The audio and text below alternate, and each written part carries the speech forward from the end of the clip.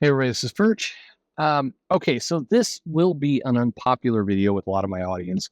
My hope is that it's popular with about, when you look at the up vote, down vote kind of stuff, I don't think I've ever hovered below 90% ever in the history of this channel. So I think the vast majority of you still agree. But there's definitely a segment who listened to this channel and you came here because you heard it on another channel or whatever. And, I'm not going to totally give away kind of all of the things, but maybe you were directed to this channel from somebody else's more popular channel. And you were surprised by some of what you hear because you're on here with a guy who, I'm driving around. Sometimes there's charisma. A lot of times there's not. And I'm talking about the comic business, which often gets very dry and into the details. So I acknowledge all of that. But what I want to talk about is it goes against the talking points that a lot of you have who listen to YouTube all the time and go to the live shows at various times. This is not what they tell you on those shows. So this is a different perspective, but it's also a thoroughly pragmatic one. And, pragmatism is one of those areas where you look at the world and you can either choose to rage against it, to fight against it, or to support it. Or the pragmatic world is figure out how to maneuver within it. That to me is the pragmatic side of things. So for example, with comics, if you are a retailer and you're trying to feed yourself and you try to feed other people, you either go out of business or you get to pragmatism very, very quickly. There's a ton of comic shop owners who started a comic shop because they really love indie comics. They were tired of Marvel, they were tired of DC. They love the kind of the magic of comics that exists within the kind of the indie lifestyle, whether it was a British invasion or this technically is an indie because it belongs to DC, but stuff that Vertigo was doing, or, that a lot of people got into comic shops for that reason. And they were like, we're not going to, couch out to the big two. We're not going to just suck up to the corporate overlords. We're going to have our own shop. And generally speaking, if you're pragmatic about it, you still order a lot of Marvel and DC because that's where a majority of money is coming from. Those are the characters people recognize. But you take little moments where you can to introduce people into other comics. Or there's the idealists who come in and say, you know what? We're not going to carry Marvel or DC, or we're going to downplay them. And instead, we're going to promote, stuff from Scout and Red 5 and other companies like that. And those companies go out of business. Because bluntly speaking, no matter where you exist, if you're in the US, you have to have a plan that includes the mainstream because it's called the mainstream for a reason.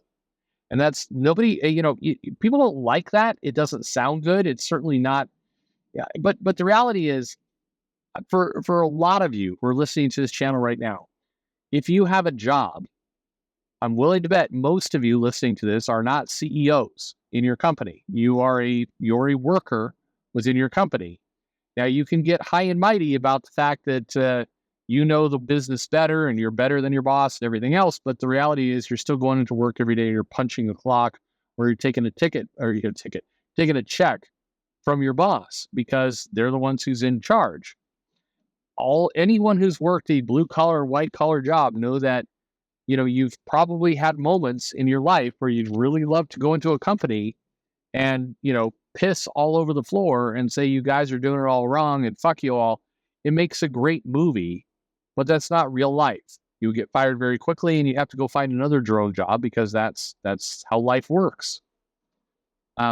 Whatever. It's always amazing, by the way, when you listen to YouTube videos or you're on live streams, how many exceptions come out of the woodwork. Well, actually, I am in charge of 14 different operating sites, and I'm the CEO of a company. I'm also, married to a Hispanic, Black, Latino, lesbian, paraplegic, wheelchair person, autistic. Anyway, sorry, you may be like, what the hell is he talking about? My point is, I find it funny that you look at videos and people always self-identify. I am like every exception in the world. I am simultaneously gay and a veteran and an immigrant and and it's like, so therefore I have credibility with the comment I'm making. And maybe it's true, but let's all face it, it generally probably isn't. So that's a lot of lead up to say kind of this. Um, Too many people are tied up and care about things that really they both have no control over and also shouldn't have any control over.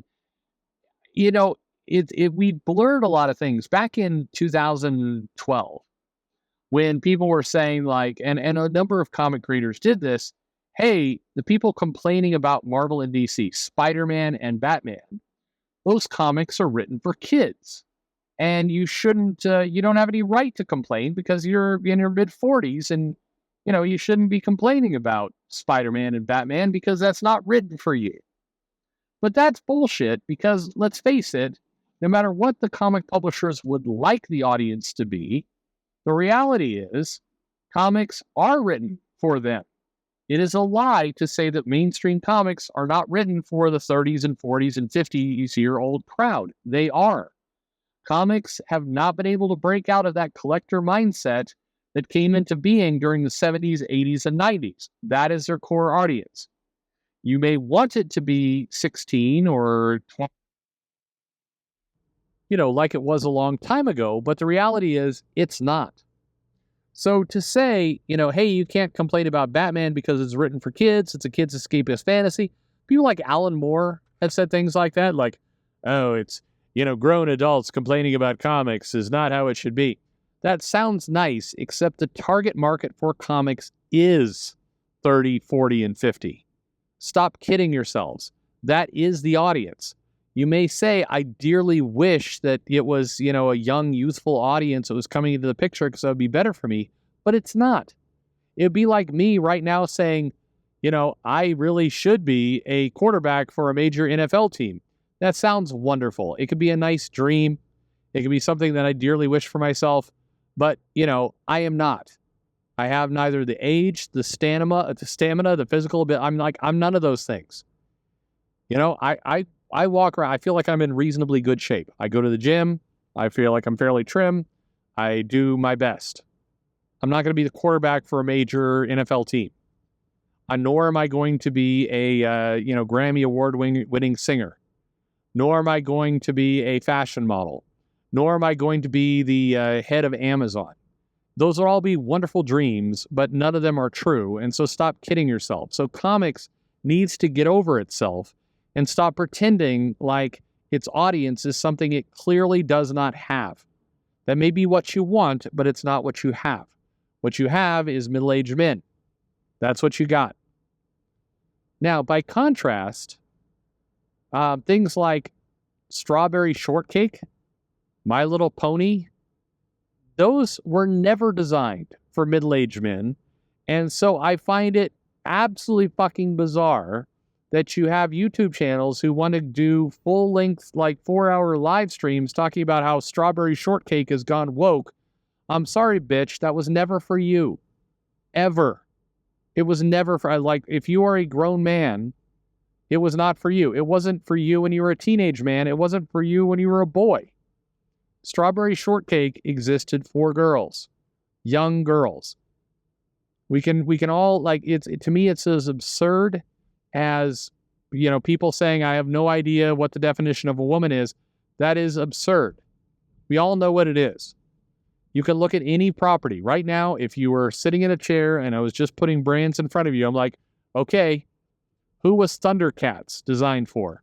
Who was Transformers designed for? Who was Cabbage Patch Kids designed for? Who was Alvin and the Chipmunks designed for? Who was Barbie designed for?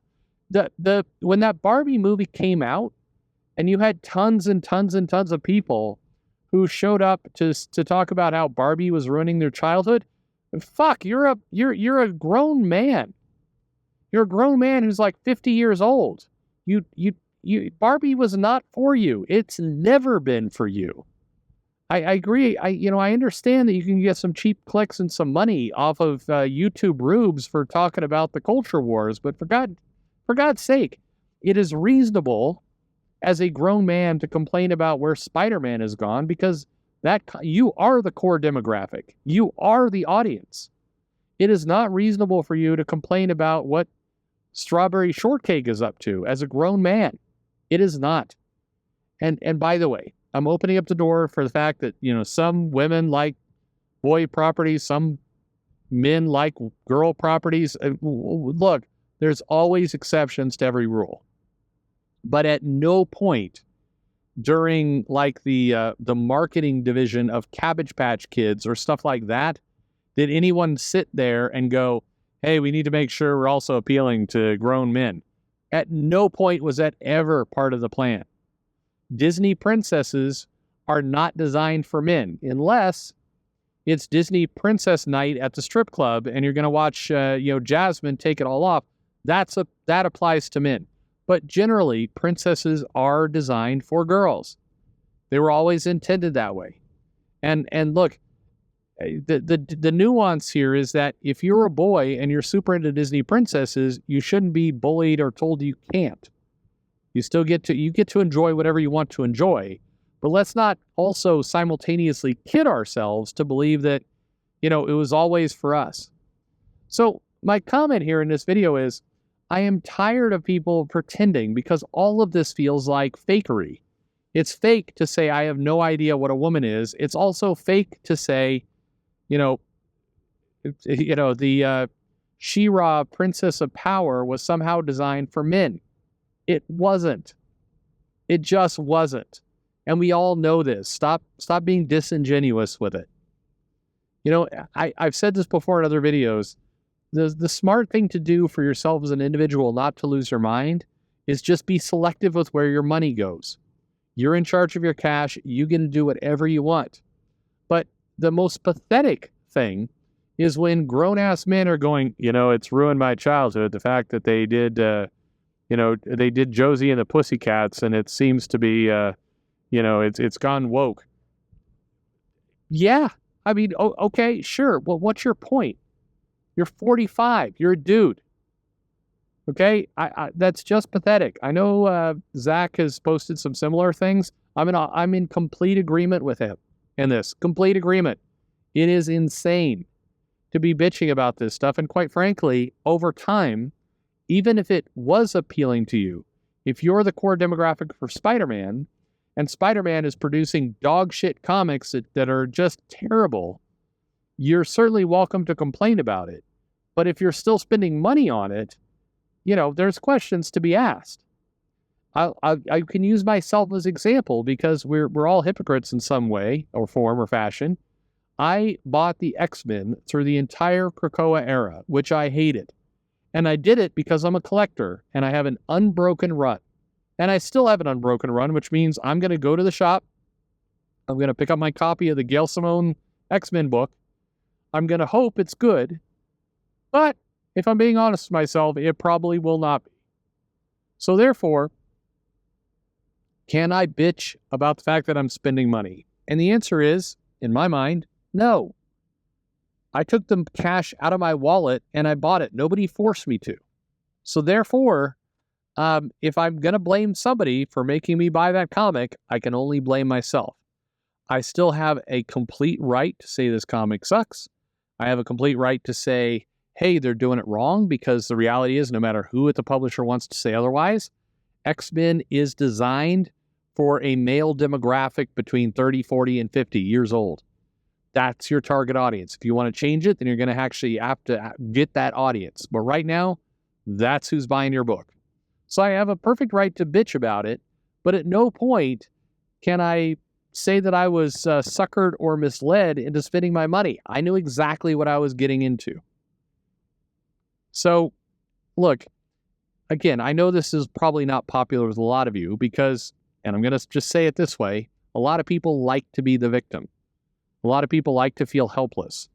It makes people, you're begging for sympathy. But the reality is, if you're buying this shit and you're, 45 years old, you can certainly complain about it and say it sucks, but you don't get any sympathy for forking out $4.99. You knew what you were in for. And if you're a grown-ass man complaining that strawberry shortcake has gone woke and has ruined your childhood, I'm sorry, you're weird. You're goddamn weird, because it was never for you. Doesn't mean you can't buy it. It's a free country. You can buy whatever you want. But, you have to understand that's strange. Thanks for listening.